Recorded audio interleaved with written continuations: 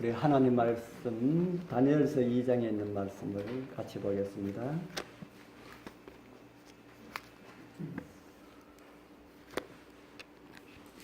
다니엘서 2장 44절입니다. 다니엘서 2장 44절, 45절 우리 두 절을 같이 읽겠습니다. 이 열왕의 때에 다 찾으셨습니까? 같이 읽겠습니다. 시작.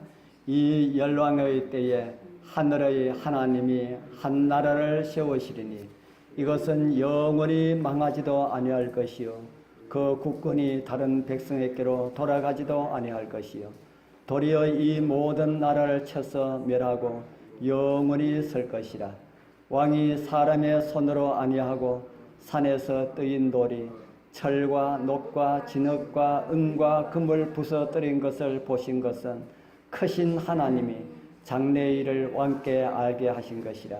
이 꿈이 참되고 이 해석이 확실하니이다.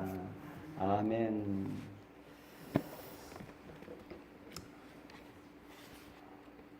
아까 부른 참이 좋지요?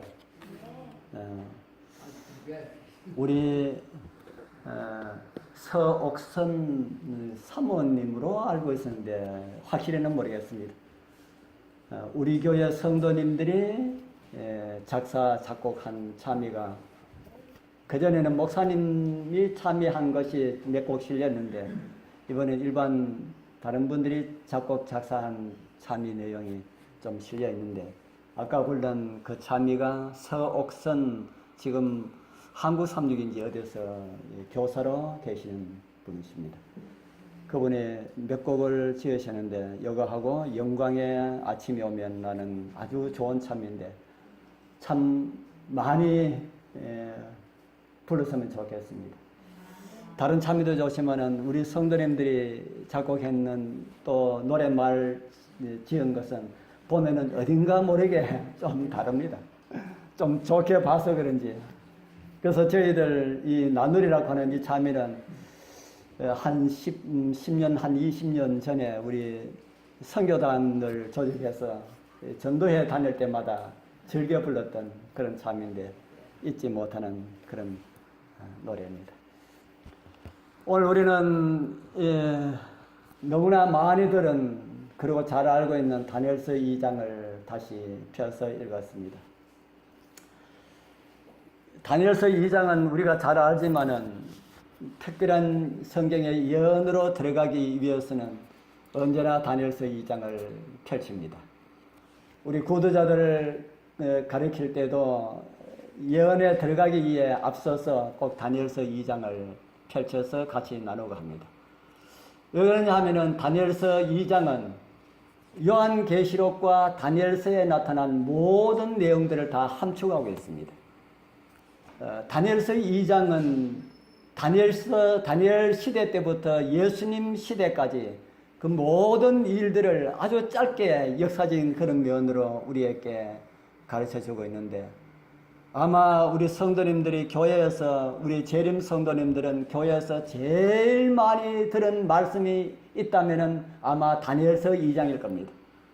저도 다른 설교는 우리 교회에서 2번 한 것이 거의 없는데 다니엘서는 제가 생각해도 한 4번 정도 했을 거다 하는 생각이 듭니다. 조금씩 이렇게 바꿔서 이렇게 했지만은 그렇게 우리는 다니엘서 2장을 잘 알아야 됩니다.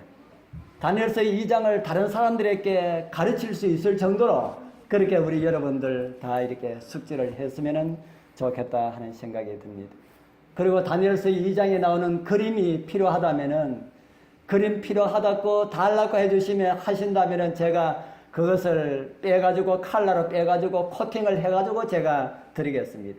제가 그렇게 해서 전도하는데 많이 이렇게 사용했는데 참 좋습니다. 그냥 말로 하는 거하고 성경 피가 하는 거하고 그림을 보여주면서 하는 것이 참 좋더라고요. 우리 지난번에는 어떤 내용을 함께 하였습니까? 이스라엘 역사 속에 나타난 하나님의 섭리라는 이런 제목으로 함께 나누었지요. 이스라엘 역사에서 빼놓을 수 없는 이웃 나라가 있습니다. 어떤 나라입니까? 이스라엘 역사하고 빼놓을 수가 없는 나라들이 성경에 여러 나라들이 있습니다. 어떤 나라가 있습니까? 바벨론이 있고요. 페르시아 아주 등 많은 나라가 있습니다. 그 제일 먼저 등장하는 하나님 백성들과 제일 먼저 등장하는 나라가 있습니다. 어떤 나라일까요?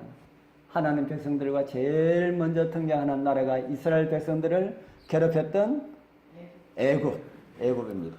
애굽에 누가 많이 들락날락한 것이 성경에 나옵니까? 성경에 누가 많이 들락날락 이렇게 한 기록이 나오지 않습니까? 아브라함이 가나안에 살다가 어떻게 하면은 애굽에 내려갔습니까? 식량이 떨어지고 가물고 힘들면 내려갔습니다. 그러지 말라 하는 겁니다. 아브라함이 그렇게 내려갔다고 해서 우리도 들락날락 하지 말라는 겁니다. 아브라함이 그렇게 보여주신 것은 우리가 어렵고 힘들어도 가나안에 살지 애굽에 가지 말라고 하는 사실을 우리에게 보여주겠습니다.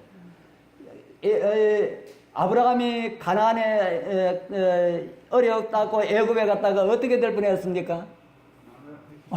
부인 뺏길 뻔했지요. 뺏길 뻔했는 것이 아니라 하나님의 개입 없으면 뺏겼지요. 그래서 가나안에 가면은 가정이 깨진다는 사실을 우리에게 보여주겠습니다. 아브라함도 그렇게 했습니다. 그래서 우리 어렵고 힘들더라도 이 자리 꼭 지키게 되길 바랍니다. 그래서 하나님께서는 아브라함부터 이스라엘 역사가 시작되었습니다. 아브라함을 불러내심으로 이스라엘 역사가 시작되었다고 지난번에 말씀을 드렸지요. 창세기 12장 10절에 한 나라가 나오겠습니다. 아까 우리가 말씀을 나눈 것처럼 아브라함이 애굽에 가는 그런 내용이 나옵니다. 그래서 아브라함이 애굽에 들락날락 했는 그런 결과 때문인지는 모르지만은 결국에는 이스라엘 대가족이 애굽으로 이주하게 되었고 그곳에서 오랜 기간을 종살이하는 대가를 치르게 된 그런 모습들을 우리는 보게 됩니다. 그리고 가나안에 들어와서는 이제 모세를 통해서 가나안에 들어와서는 그 이웃 족속을 다 멸하라고 그렇게 하였음에도 다 멸했습니까? 다 멸하라고 했는데도 다 멸하지 못하였습니다. 오히려 그 족속을 본받아서 우상숭배를 버리지 못함으로 인하여서 우상숭배의 대명사가 되었던 바벨론 나라에 의하여서 멸망당하는 그런 모습을 보여주고 있습니다. 다니엘서 2장은 그때에 잡혀갔던 이스라엘 포로들을 통해서 이루어진 하나님의 섭리들을 우리에게 가르쳐주고 있습니다. 다니엘서 1장은 아주 비통하게 시작하고 있지요. 우리 이제 같이 한번 읽어보겠습니다. 유다왕 시작. 유다왕 여호야김이 위에 있은 지 3년에 바벨론 왕 느부갓네살이 예루살렘에 이르러 그것을 에워쌌더니 주께서 유다왕 여호야김과 하나님의 전 기구 얼마를 그의 손에 붙이시며 그가 그것을 가지고 시나알 땅 자기 신의 묘에 이르러 그 신의 보고에 두었더라. 유다왕 여호야김이 위에 있은 지 3년에 바벨론 왕 느부갓네살이 예루살렘을 침공하였다. 그래서 하나님의 전 기구를 가져가고 사람들을 불모 잡아갔다. 아마 이때에 잡혀간 그 포로들 가운데 다니엘과 그의 친구들이 있었을 것이다 하는 생각을 하게 됩니다. 그렇게 하여서 다니엘과 그의 친구들이 바벨론에 들어감으로 인하여서 이스라엘 나라가 하지 못했던 그런 일들을 하나님께서는 다니엘과 그의 친구들을 통하여서 일을 하도록 하나님께서 그렇게 역사하십니다. 그래서 이제 역사의 무대는 이스라엘 나라에서 바벨론으로 옮겨지게 됩니다. 그리고 바벨론에서의 다니엘의 모습을 성경은 또 이렇게 기록을 하고 있습니다. 또 같이 읽어보겠습니다. 곧 시작.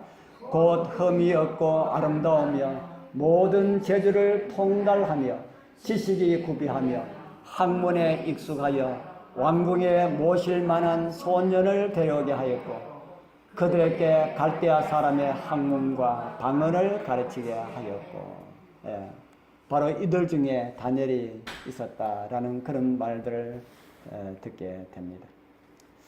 이런 일들이 있으리라 한 예언을 이사야가 누구에게 이야기했다고 지난번에 들었습니까?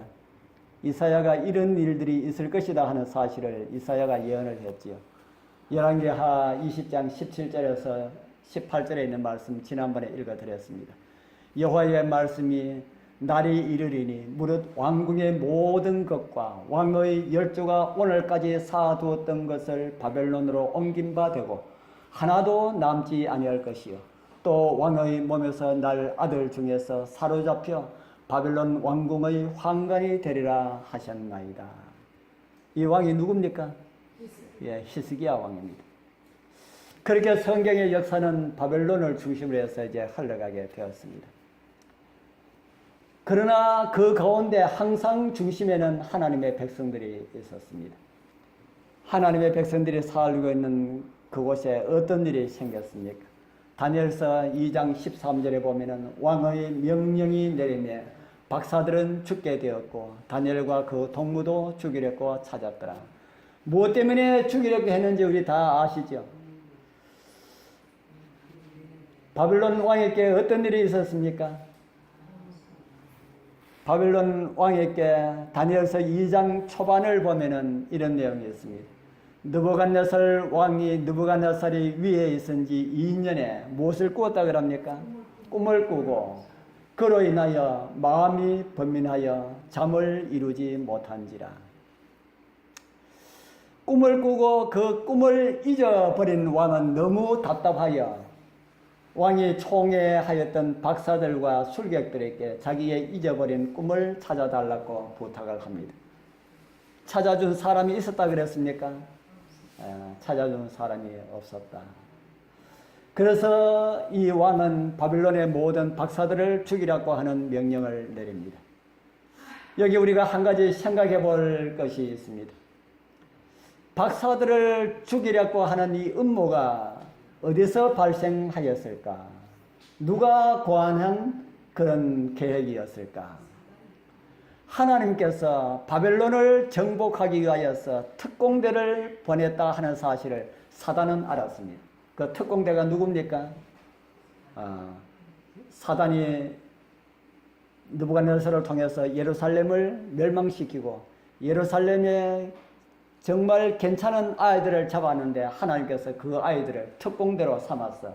그 아이들을 통해서 바벨론을 정복시키려고 하나님께서는 그렇게 계획을 하셨습니다. 그 사실을 누가 알았다는 거예요? 사단이 알았다는 겁니다. 그래서 사단은 기회만 있으면은 어떻게 하려고 하겠습니까? 하나님의 백성들을 제거하려고 하겠지요. 그래서 느부갓네살이 꾼 이 꿈을 통하여서 잊어버린 이 꿈을 통하여서 바벨론 박사들만 죽이지 아니하고 이스라엘 나라에서 사로잡아온 모든 사람들까지 다 죽이려고 그렇게 음모를 꾸민 그런 사실들을 우리는 성경을 통해서 보고 있습니다. 이제 우리는 또 다른 한 가지 사실을 알 수가 있는데 그것은 하나님께서 하시는 일. 사단은 다니엘을 죽이기 위하여서 누구까지 다 죽이려 했습니까? 자기 백성까지. 자기가 총애하였던, 자기가 사용하였던 자기 신복들, 그 술사들, 술객들, 박사들 이런 사람들이 다 사단의 앞잡이들 아닙니까? 아까도 유언비어가 어디서 나왔다까요? 점장에서 나왔다. 나는 점장에서 나왔는지 어디서 나왔는지 그건 모르고 그런 이야기 듣고 그 유언비어다 이야기하지 말아야 하는데 그래도 걱정이 돼가지고 이야기했더니만은 그 점장이한테서 나왔다고 하는 이야기를 들었는데 이 점장이들은 누가 사용을 하는 사람들입니까? 사단이 사용하는 사람들이죠. 그래서 사단이 필요하면은 사용하고 필요 없으면은 어떻게 하는 것이 사단의 그 일입니까? 필요 없으면은 필요 없는 것이 아니고 때에 따라서는 자기 종들까지 이렇게 죽이는 그런 일들을 사단은 하고 있습니다. 그런데 하나님께서는 그 반대 일을 하셨지요. 다니엘과 하나님의 종들을 살리기 위해 가지고 누구까지 살려주기 위해습니까? 누구까지 살려주기 위해서요? 사단의 종들까지 살려주셨다. 그래서 하나님께서는 우리 열쇠 기억절 속에 나오는 내용입니까? 그 성이 평안하기를 기도해라. 그래서 우리 이 성에 사단의 백성들이 많이 있다 할지라도 우리는 이 장유를 위하여서 기회를 위하여서 기도해야 됩니다. 아이고 사단의 백성들 뭐 지진 나가지고 좀 어려움 당해봐야 알지 그러지 말고 우리 장유를 위하여서 기회를 위하여서 기도 많이 하여야 합니다. 이제 우리 다니엘을 통하여서 왕의 꿈 이야기를 해주는 그런 내용이 다니엘서 2장 31절부터 쭉 이렇게 나옵니다. 우리 다 잘 아시는 내용이지만 우리 같이 한번 읽어보겠습니다. 왕이여 시작. 왕이여 왕이 한 큰 신상을 보셨나이다. 그 신상이 왕의 앞에 섰는데 크고 광채가 특심하며 그 모양이 심히 두려우니 그 우상의 머리는 정금이요 가슴과 팔들은 은이요 배와 넓적다리는 노시요 그 종아리는 철이요 그 발은 얼마는 철이요 얼마는 진역이었나이다.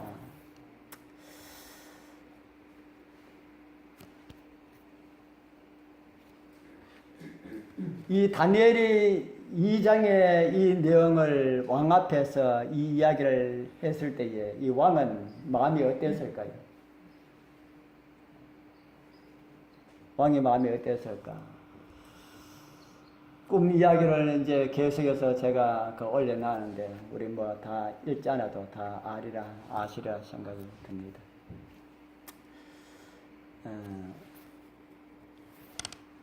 꿈에 본 신상은 이러하였다. 그렇게 다니엘이 말을 합니다. 머리는 뭐라 그랬습니까? 머리는 금이고 가슴은요? 가슴은 은이고 배와 넓적다리는요? 노시고 다리는 철이고 발과 발가락은 얼마는 철이고 얼마는 진흙이었다. 그렇게 다니엘이 말합니다. 그런데 이야기는 여기서 끝나지 아니하고 무엇이 보였습니까? 사람의 손으로 말미암지 않고 공중에 뜨인 돌이 있었다. 돌이 공중에 올라가려고 그러면은 누가 어떻게 해야 됩니까? 사람이 던져야 되지 않습니까? 사람이 던져야 되는데 사람의 손으로 말미암지 않은 공중에 뜨인 돌이 있었다. 그래서 이 뜨인 돌이 어떻게 했다 그럽니까? 뜨인 돌이 우상을 치니까 어떻게 했다고요? 그 내용을 잘 이해하고 있어야 됩니다. 그 뜨인 돌이 우상의 종아리를 쳤다 그럽니까? 머리를 쳤다 그럽니까? 어디를 쳤다 그럽니까? 발을 쳤다 그러죠.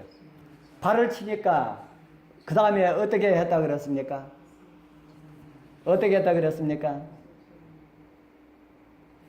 여기 나오지요. 바람에 불려서 간 곳이 없었고 뭐가 간 곳이 없다는 말입니까? 예, 우상은 다 돌에 맞아가지고 다 산산조각에 나가가지고 바람에 불려가지고 다 날아가 버리고 그 자리에 뭐가 돌이 어떻게 됐다 그럽니까? 돌이 태산을 이루었다. 어떤 교회에서는 마지막 때에 하나님께서 이 땅에 새로운 나라를 세우실 때에 인간이 세운 이 나라 위에 이 터전 위에 하나님께서 한 나라를 세우실 것이다. 그렇게 주장하는 교단이 있습니다. 어떤 교단이었건은 제가 말씀드리지 않겠습니다. 그런 교단이 있습니다. 그래서 사람만 바뀐다 그럽니다. 사람만. 악인들은 다 죽고 의인들은 살아서 이렇게 사람이 이루어 놓은 이런 것을 누리면서 그렇게 천국 가운데 그렇게 살아가게 될 것이다. 그렇게 주장하는 교단이 있습니다. 그런데 오늘 다니엘서 2장은 그런 모습이 전혀 아님을 우리에게 가르쳐주고 있지요. 사람의 수공물은 있습니까? 없습니까? 사람의 수공물은 다 날아가 버리고 하나도 보이지 않습니다.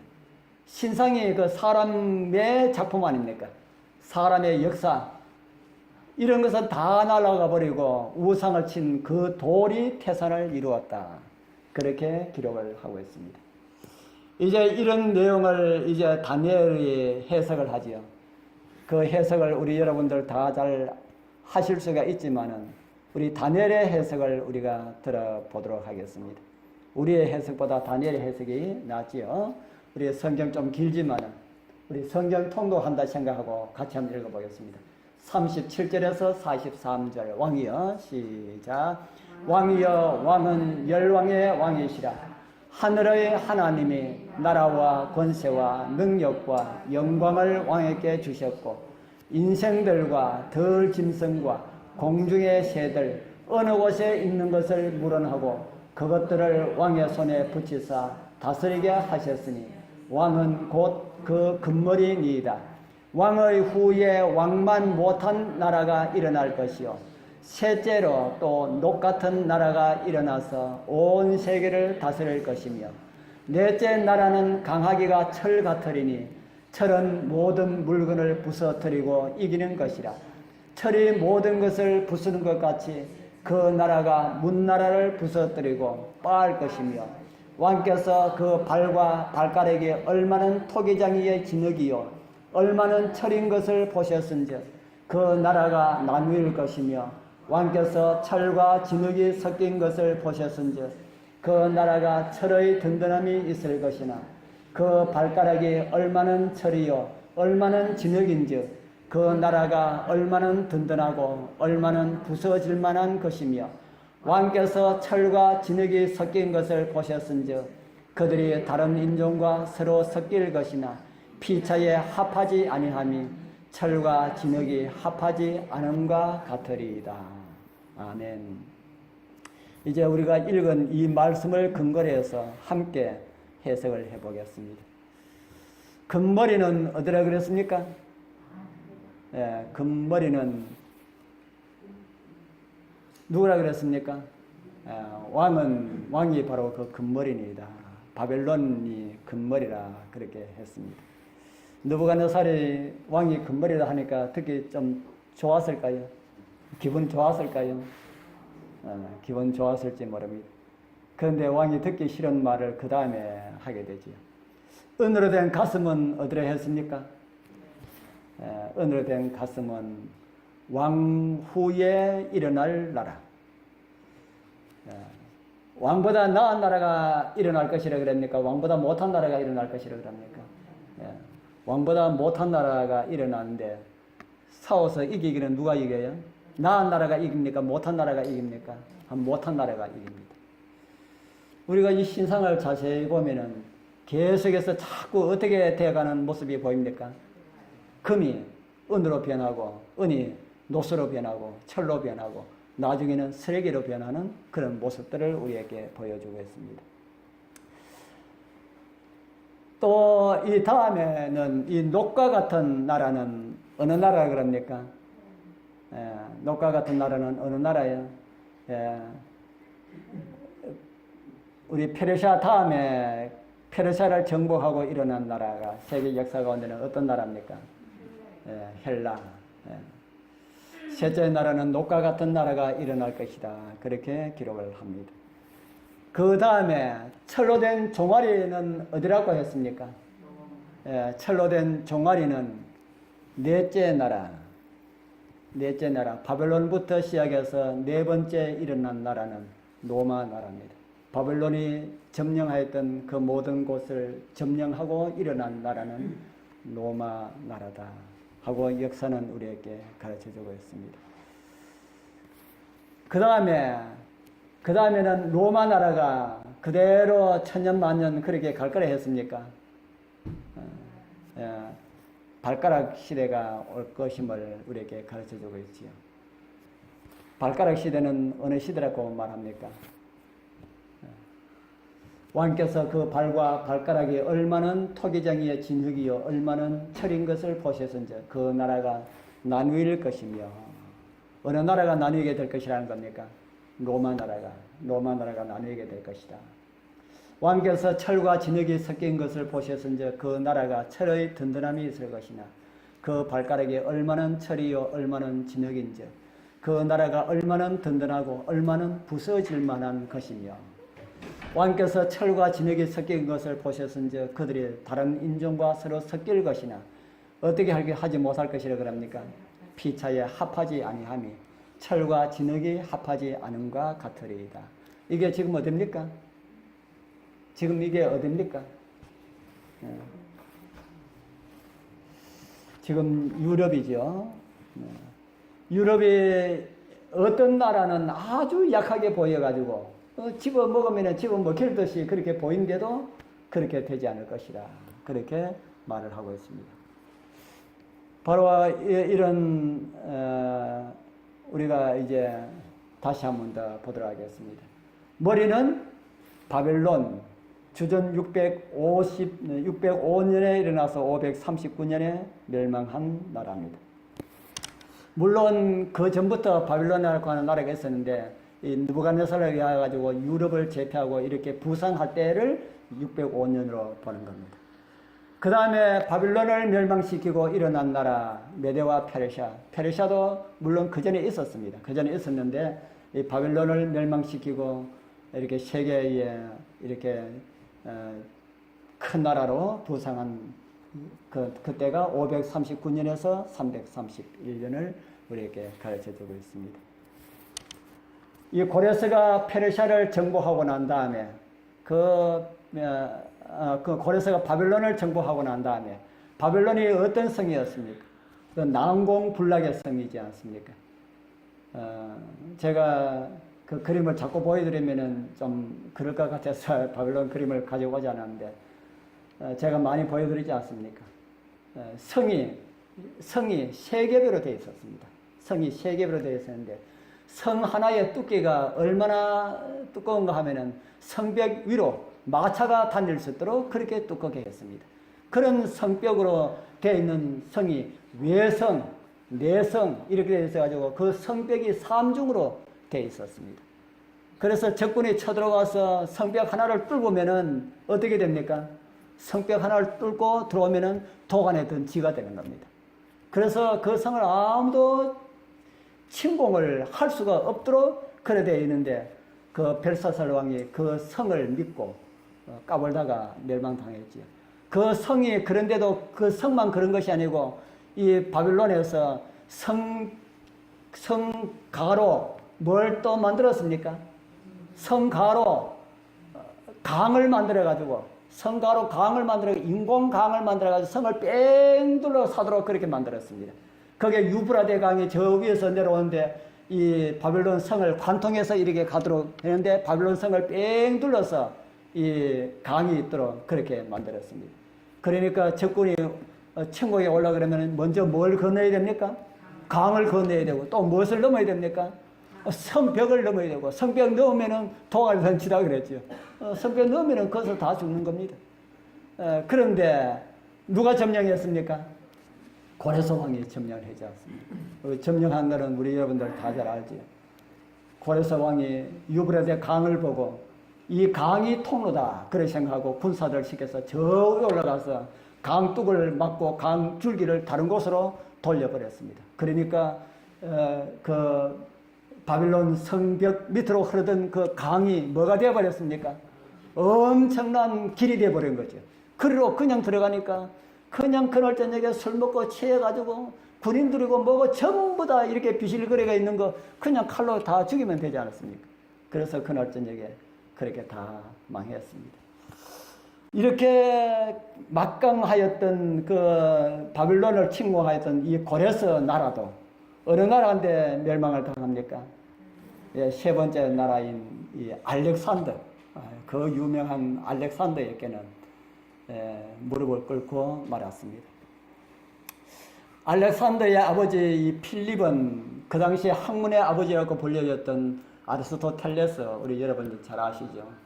그를 이 알렉산더의 개인 교수로 두고 교육을 하도록 했습니다. 이 아리스토텔레스가 참 한 사람을 세상적으로 말하면 아주 잘 키웠지요. 우리 영적으로 보면 아주 잘 못 키운 것이 되고요. 그래서 이 알렉산더가 세계를 아주 빠른 시간에 그렇게 점령을 한 그런 세계 역사의 최고의 영웅이 되었습니다. 세상적으로. 세상 사람들이 말할 때에 세계에서 최고 가는 영웅을 한 사람을 꼽으라면 누구를 꼽겠습니까? 하고 그렇게 물어보면은 100사람 가운데 50명 이상은 알렉산더를 꼽는다고 합니다. 그만큼 알렉산더가 아주 최고의 영웅으로 그렇게 알려져 있습니다.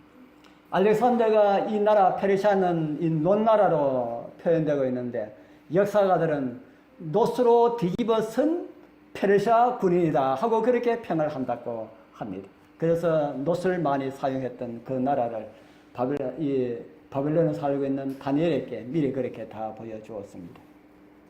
그렇게 페르시아를 점령하였던 이 헬라 그리스도 어떻게 되었습니까? 다음에 일어날 나라 어떤 나라예요? 이 로마에 의하여서 멸망하고 말았죠.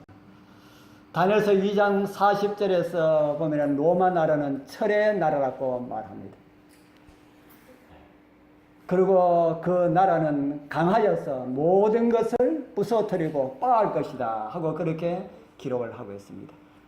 그렇게 일어선 이 로마 나라에 알렉산더도 무너지고 그래서 또 최강으로 이렇게 우뚝 서게 되었습니다. 한 역사가는 알렉산더의 멸망을 이렇게 적고 있습니다. 주전 168년 6월 22일 알렉산더 사후 144년이 되던 해 드디어 알렉산더의 제국은 로마에 의하여서 피드나 전투에서 멸망하였다. 이렇게 그리스의 멸망을 가르쳐주고 있습니다.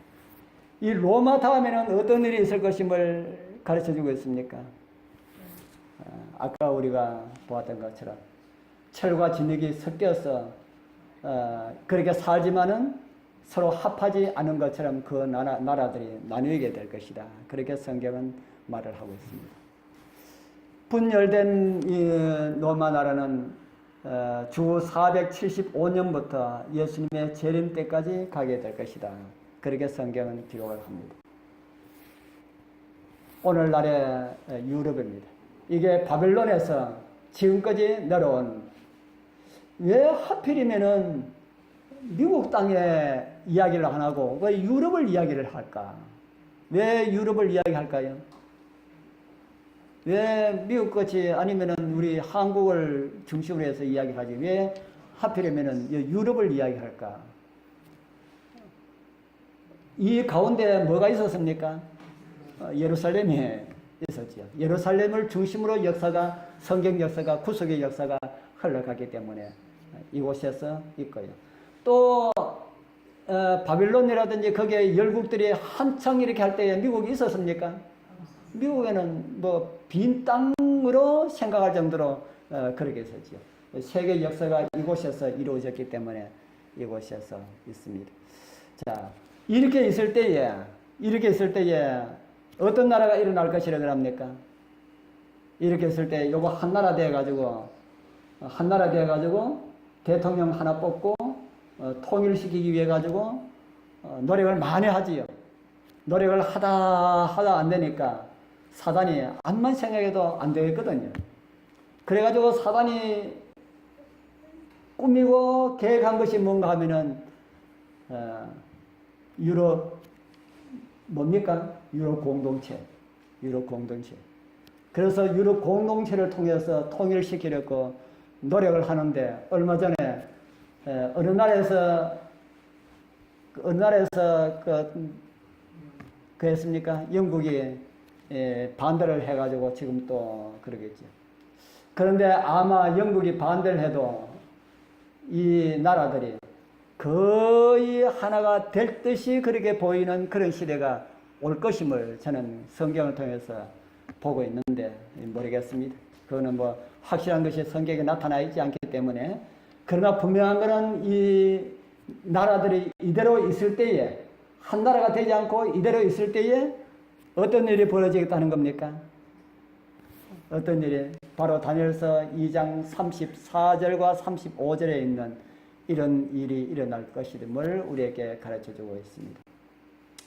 사람의 손을 대지 아니한 돌, 그것이 신상에 발을 쳐서 부서뜨리고 영원한 나라가 될 것임을 우리에게 가르쳐줍니다. 이 내용을 다니엘은 이렇게 해석을 하죠. 우리 같이 한번 읽어보겠습니다. 이 열왕의 때에, 시작. 이 열왕의 때에 하늘의 하나님이 한 나라를 세우시리니 이것은 영원히 망하지도 아니할 것이요 그 국권이 다른 백성에게로 돌아가지도 아니할 것이요 도리어 이 모든 나라를 쳐서 멸하고 영원히 설 것이다. 아멘. 여롱의 때에 하나님께서 세우실 나라는 어떤 나라라고 합니까?